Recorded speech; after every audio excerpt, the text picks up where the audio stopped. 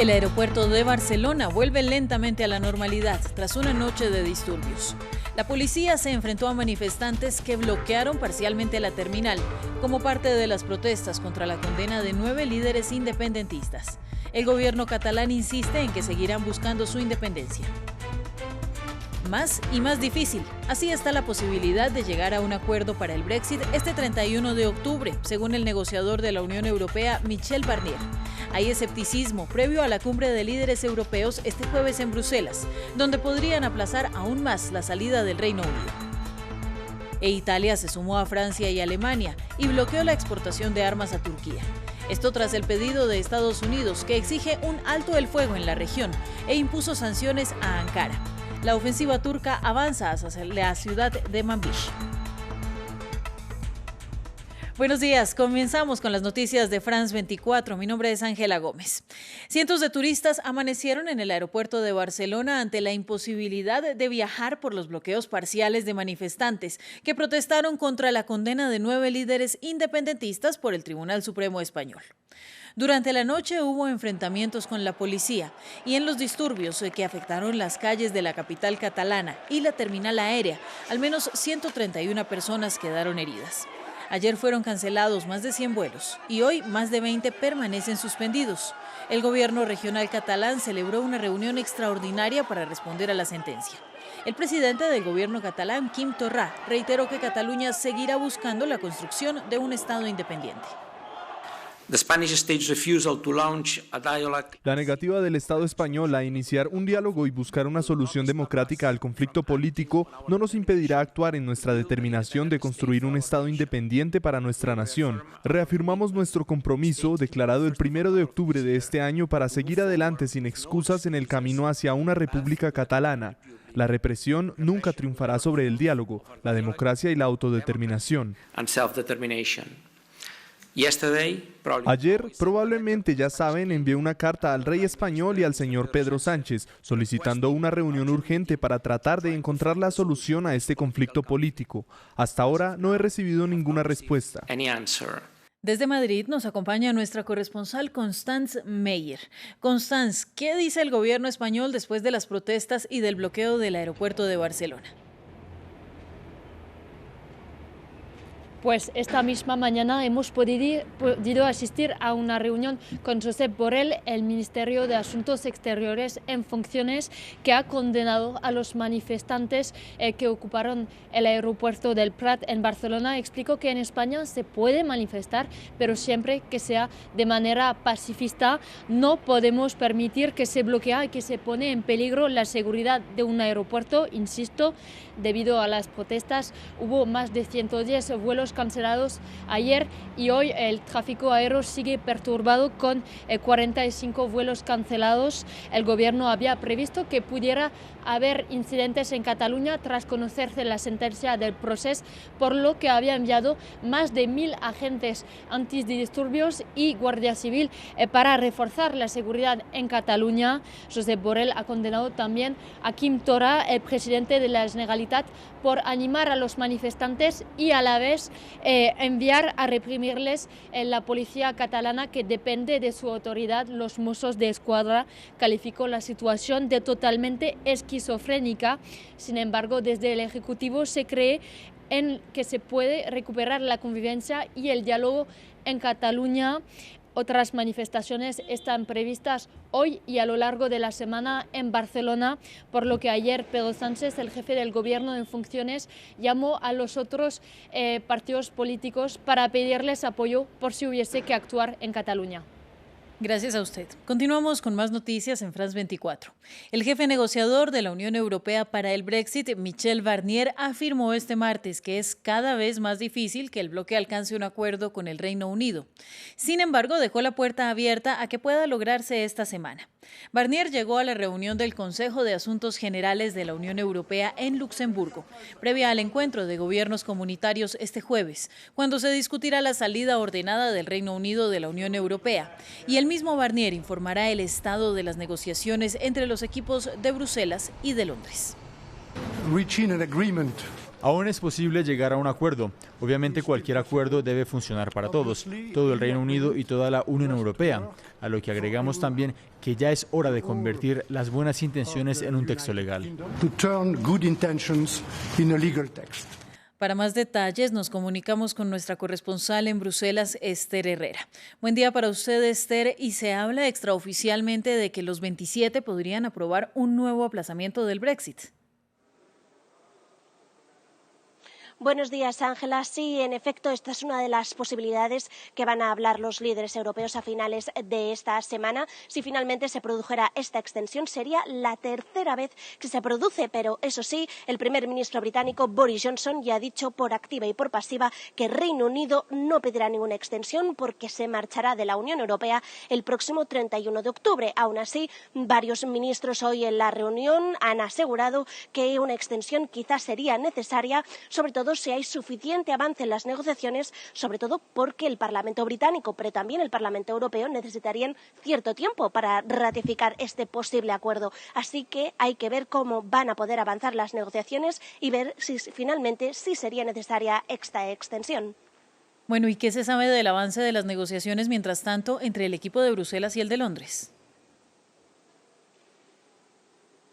Lo cierto es que las negociaciones están avanzando mucho. En cualquier caso, es muy importante que se pueda llegar a un acuerdo para evitar una frontera física en Irlanda del Norte y, por lo tanto, evitar que vuelva a renacer la violencia en la región. El negociador europeo, Michel Barnier, ha informado a los ministros de Exteriores y a los secretarios de Estado sobre cómo están avanzando estas negociaciones y ha asegurado que las próximas horas de hoy van a ser clave para intentar llegar a un principio de acuerdo. Esta misma noche va a ser muy importante. Todo lo que pueda ocurrir necesita un texto legal fiable para poder trabajar y que sea además también viable para las dos partes. Por lo tanto, como comentábamos, hay negociaciones técnicas ahora mismo a contrarreloj para intentar cerrar un acuerdo que pueda poner punto y final a esta fase interminable que está siendo el Brexit. Semana clave, gracias a usted. En otras noticias, Italia se sumó a Francia, Alemania y bloqueó la exportación de armas a Turquía. Eso dijo el ministro de Exteriores, Luigi Di Maio. Estados Unidos, por su parte, impuso sanciones a Turquía y exigió un alto el fuego inmediato en la región. Mientras tanto, el presidente turco Recep Tayyip Erdogan insiste en que seguirá con su ofensiva en el norte de Siria, hasta dominar los puntos fronterizos que hoy controlan los kurdos, considerados enemigos y terroristas por el gobierno. Al tiempo que la ofensiva avanza, aumenta la incertidumbre sobre la postura de Rusia, un aliado del régimen sirio en el conflicto. En este complejo escenario de desestabilización en Medio Oriente con el ataque de Turquía a Siria, veamos el rol que juega Rusia en la región en el siguiente informe.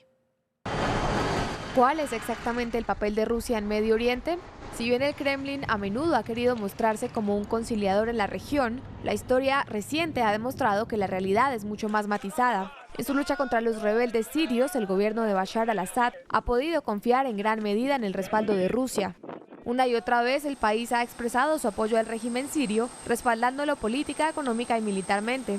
Un informe del diario The New York Times alega que el ejército ruso ha estado llevando a cabo campañas de bombardeo en hospitales controlados por los rebeldes, incluido el bombardeo de 4 instalaciones médicas en un espacio de 12 horas en mayo pasado. En contraste, en el frente diplomático, el presidente ruso Vladimir Putin se ha retratado como un pacificador, defendiendo la integridad territorial de Siria y criticando los conflictos militares en la región.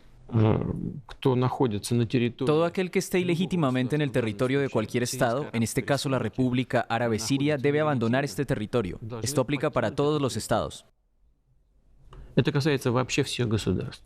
Pero el asalto militar de Turquía en el norte de Siria, junto con la retirada de Estados Unidos de la región, podría hacer que las relaciones entre Ankara y Moscú se deterioren. Hasta ahora, los dos países habían estado trabajando junto con Irán como parte del Grupo Astana en la resolución del conflicto en Siria. Desde que comenzó la operación militar, Rusia ha reiterado una vez más la importancia del respeto a la integridad territorial. Pero una operación militar rusa a largo plazo podría hacer que el Kremlin se aleje de su calculada retórica.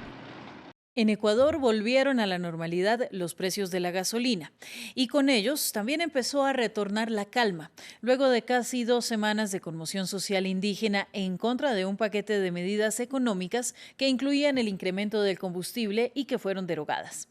Los indígenas y la administración local desarrollaron brigadas de limpieza en Quito. Gustavo Ortega con el informe.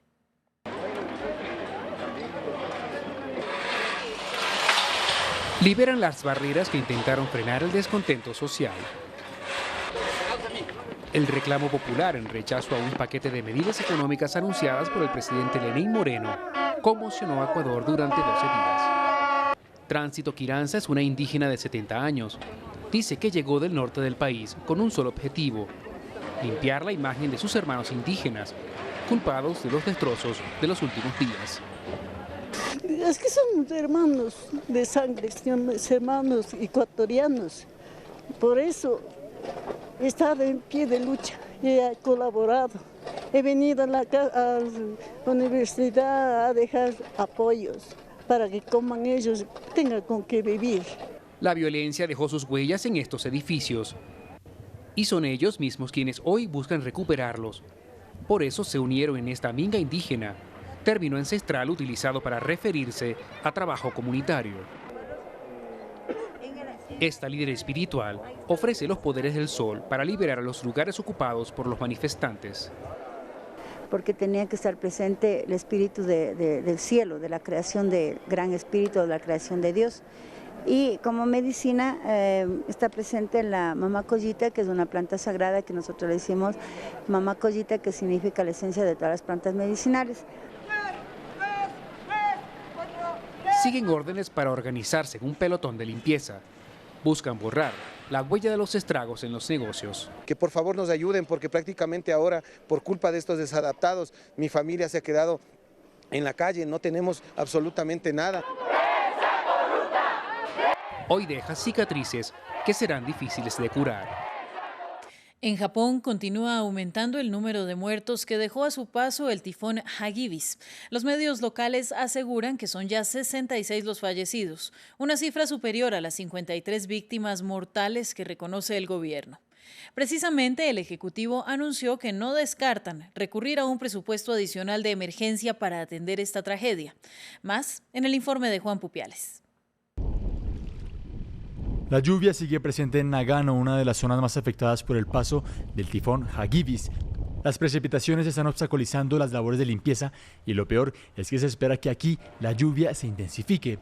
Es un escenario cubierto de agua, consecuencia del desbordamiento de unos 200 ríos. Tengo 70 años y es la primera vez que veo algo así con mis propios ojos.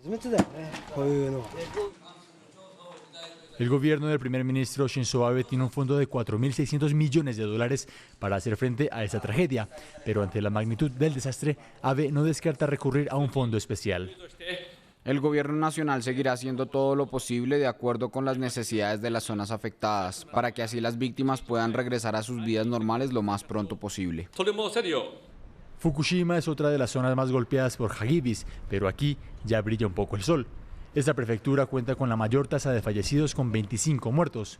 En total, en el país aún hay decenas de miles de personas sin electricidad y más de 100.000 no tienen agua potable. Pero tras el tsunami de 2011, lugares como Fukushima ya saben lo que es superar un desastre natural y levantarse. El equipo solar de los Países Bajos, Twente, mantuvo el liderazgo en el tercer día de Bridgestone World Solar Challenge en Australia. El equipo japonés de automóviles solares de la Universidad de Tokai logró superar al equipo de la Universidad de Michigan de Estados Unidos, asegurando así su lugar entre los 5 primeros con una ventaja de menos de 3 minutos. El Bridgestone World Solar Challenge de 3000 es una de las carreras más prestigiosas de autos solares. El evento comenzó por primera vez en 1987 y participan más de 40 países.